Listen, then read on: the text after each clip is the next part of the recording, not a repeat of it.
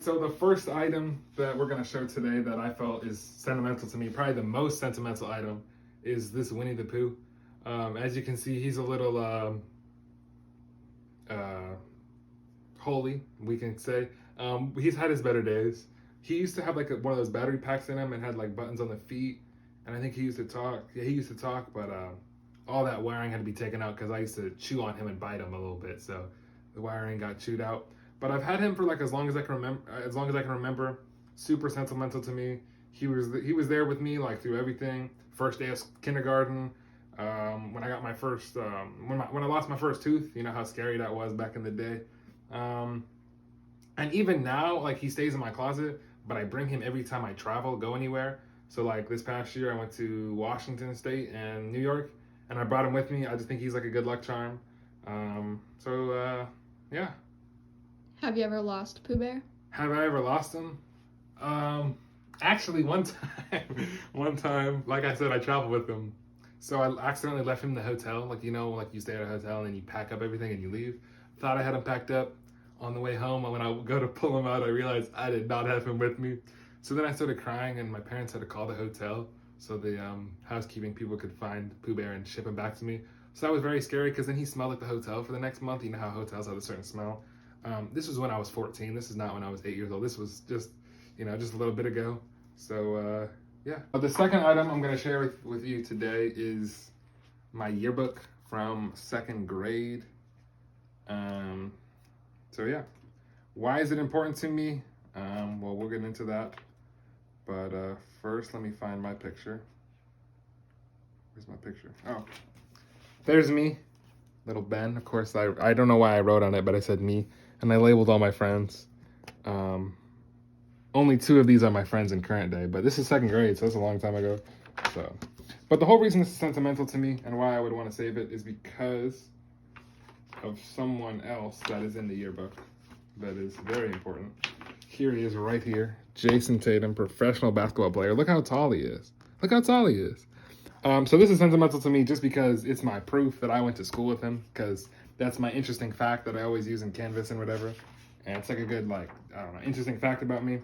So, I think it's pretty cool. And, he's pretty good. So I whip this out anytime someone questions me that, oh, no, you didn't go to school with him. Yeah, I did. So, and then it's always good to have the proof. So, yeah. Are you happy to still have your friends, the 2 from day one? Yeah, I'm happy to still have the friends from day one. Second grade was a long time ago. So I wouldn't say we're close friends, but we text every once in a while, hang out every once in a while. So, it's cool. But everyone else that I labeled a friend, I haven't talked to these people in years. And it's crazy because that's how it's going to be with the high school friends now. So, how does it make you feel? It's sad, but, we all move on. We all, see, look, here's me and a group of my friends. I still hang out with one of that guy. Look at me. I think I still look the same to this day. You see the resemblance? I don't know. I see it.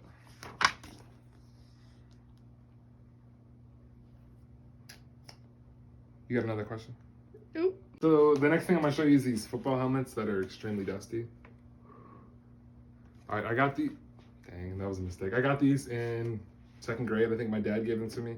And we really bond over football, so I guess it's like one of those, introducing things that, is a symbol of me and my dad's love for football. So I used to play with these when I was younger. I changed the face masks of some of them. And also me and my brother used to play football. We used to get a little marble and line these up and play football. It was, you know how kids just be playing. Nowadays it seems crazy, but when you're a kid it seems like, oh, this is cool. But I could never imagine myself doing that now. So yeah, I just think it's a really, as you see, these have been in the closet. I haven't whipped them out, but they're sentimental to me because it just, shows my love for watching football. I don't play football.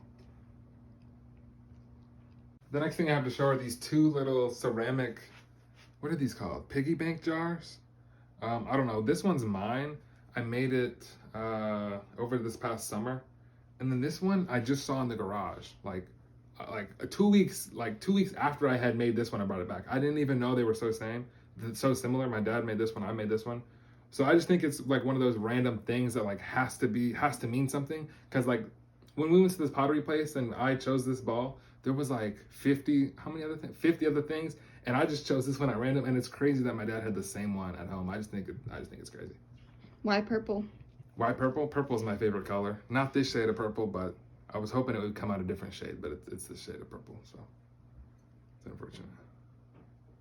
What's your favorite color? Yellow. All right. So the next item I have is my Xbox controller and my headset. I gotta take this off. It's honestly kind of annoying, but it's my Xbox controller and my headset. This is sentimental to me because I got my first Xbox on my 14th birthday, and I've been playing damn near every day since. Sometimes more times than not, and I use it as a great way to like talk to my friends. Like when Fortnite was popular back in high school, we played 8 hours a day for like 3 months in a row. It was honestly crazy, just talking, having fun with my friends. And then when COVID happened, it was a really nice tool because you couldn't really go out in person and hang out with them. So like every single person I knew was on Xbox, and we were playing like 10 hours a day from when the sun came up to like deep in the night we were playing. And sometimes it's not even about the game we're playing. Sometimes like me and my one friend, we would just like start a game and then just end up talking about like a deep, like one of those deep conversations, and we just forget about the game, and it's like, all right, we're just gonna talk about this for 2 hours. Next thing you know, you look up, it's 3 a.m. It's like, maybe it's time to go to sleep. So my Xbox is just so sentimental to me. I've had so many controllers, so many headsets over the time, met so many great friends. I honestly can't even say enough about it. And it's a way for me to connect with my friends that like maybe live somewhere else, so I can't really see them that often, but we still play Xbox. Like even now, I got a group of friends, 3 of us, we play Xbox like every Sunday, Monday, Tuesday, Wednesday night. So I took time. I had to miss it tonight because I got to film these videos. So, but I'm gonna be back after it tomorrow. I'm gonna be looking forward to it tomorrow. Do you think there's any negatives to it? To video games? Yeah. Well, I actually did my senior project on this. I have a 15-minute video of how there's like not very many negatives between video games. So if you want to see that video, I mean, I could link that video down below too. But me personally, short answer, no negatives. Only negatives I could see is like, yeah, I feel like I was addicted to it at a time, but my philosophy is everyone's addicted to something. So this is better than some of the other things out there. And I got over that addiction, and I still use it now. I mean, I still play it now, and I don't have any issues with it. So, not too many negatives. What's your favorite game? Favorite game of all time? Call of Duty Black Ops 3. So the next thing I'm going to show you is this little pillow pet that's a moose. I got this maybe 8 or 9 years ago from my grandma. I got it for Christmas, and at the time I didn't think anything of it. I was like, it's just like back when pillow pets were popular, I was like, it's a moose pillow pet, like what am I gonna do with this? But when I tell you I have slept with this on my head every night for the past 9 years since I got it, I have. So I mean, it's just sentimental to me because it reminds me of my grandma, and it reminds me of like, I don't know, being comfort. And I literally can't sleep without this. Like when I try to sleep on a different pillow, it's not the same as this. It's just not the same. Even though it's like really flat and doesn't have the stuffing like it used to, it's just not the same if I'm not sleeping on this. Does he have a name? No, I don't. No, I don't name my stuffed animal. Well, I do. I just don't name this one. He ain't got no name, but he ain't got no name. Come up with one on the spot. Maxie the Moose. We're gonna call him Maxie the Moose. So the next thing I'm gonna show you is this grandma's story thing that I have that my grandma made for me. Again, this is like 10 years ago, whatever, 2008. Dang, that's 15 years ago. Dang, I'm old as hell. All right, well, dang. All right, well, it's from 2008. I was 6. Dang, I'm so old. That's so crazy. But anyways, it's about my grandma, and it's just like she has like a family tree pedigree overview. I don't even know what that word means. And then she has like this, and then she has a bunch of stories. Now, I haven't read these in about 15 years, but she added to it. So like she would like send us in the mail, like, you know, one story at a time, like, you know, 2 or 3 pages at a time. And then over time, as the months went on, we got this whole binder of a collection. Pretty cool. And then she would read it out loud to us when we used to go visit her. I think that was really cool. I haven't seen my grandma in, I don't even know, 5 years at this point. But I mean, she was a cool person. I don't even remember any of these stories, but she told them to me at one point. But it's just something that's sentimental to me. You know, maybe one day I'll take the time to go back and reread some of these. I'm not really a family guy, but I don't know. Maybe one of these days it'd be good to go back and read these. Do you know why she left this? these stories for you guys? Low key for this project right here, I probably could have done this and then asked her about them, but I only talked to her. So, I guess just to know about her and her childhood, because most of these are from her childhood. So to know about her childhood and where our roots come from. Yeah, that's her working at a medical something. All right, the next thing that's sentimental to me is my stuffed animal. It's a giraffe. I call him Jiffy the giraffe. This one has a name. He's sentimental to me because I got him at, and where did I get him? Miami. I got him at the Miami Zoo. Better memory than me. I go to a lot of zoos. I've been to a decent amount, and every time I go, I get a little stuffed animal. So I have this one, I have this one, I have a bunch more, but we don't got time for all this. These are my two favorite. This one's name is Ren. This is a hyena because I've been told that I laugh like a hyena. But every zoo I go to, I get a little stuffed animal so I remember the trip, even though I forgot which one this is from. So maybe it's not sentimental at all. But sentimental to me, reminds me of the trip to the zoo and the trip to a whole new city in general. So that's why it's sentimental to me. Rank all of the zoos you've been to. Rank all the zoos. Best to worst. Top 5. We give it top 5. Number 1 is probably gonna be the St. Louis Zoo. Not the St. Louis Zoo. St. Louis on top. Like, it's free. It's free. You can't complain with free. But number 2, close number 2, gonna have to be the Bronx Zoo. It had a cool little monorail thing, but it was $50 per ticket. That's where it's like, it was cool, but it was $50. St. Louis Zoo free. You know what I'm saying? The New York one was $50. So that one's cool. And then I'm gonna have to go with the Indianapolis Zoo, number 3, and then number 4, the Miami Zoo. So, yep. Woo. The next thing that's sentimental to me is this, the Fast and Furious movies. This is the 9 movie collection.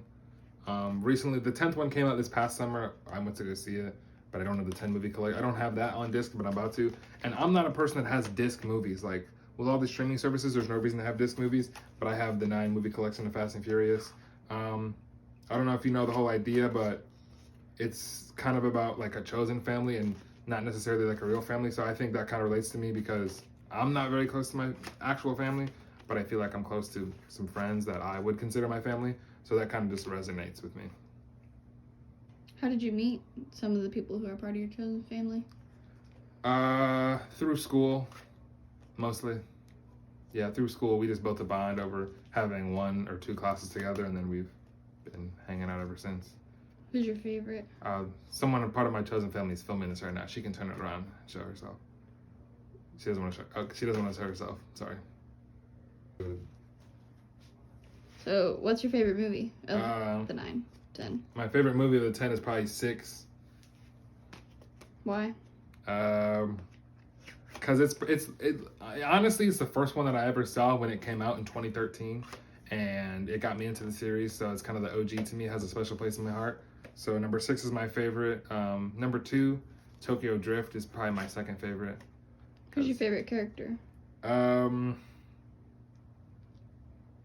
Favorite character gotta be probably Roman Pierce, just because he's so funny. Like in every single movie, he's kind of like the joke character, the character that always gets made fun of. So that's cool. And also, Han is probably my second favorite because he's always eating snacks, and it's just funny. Like every time I see man eating snacks, it's just like I'm eating a snack too because I'm watching the movie. So, do you think you relate to Roman? Yeah, I think I'm the funny out of the group, out of everybody. And he, like, even in like a serious situation, he'll be cracking jokes. That's me. So I look like I'm cute.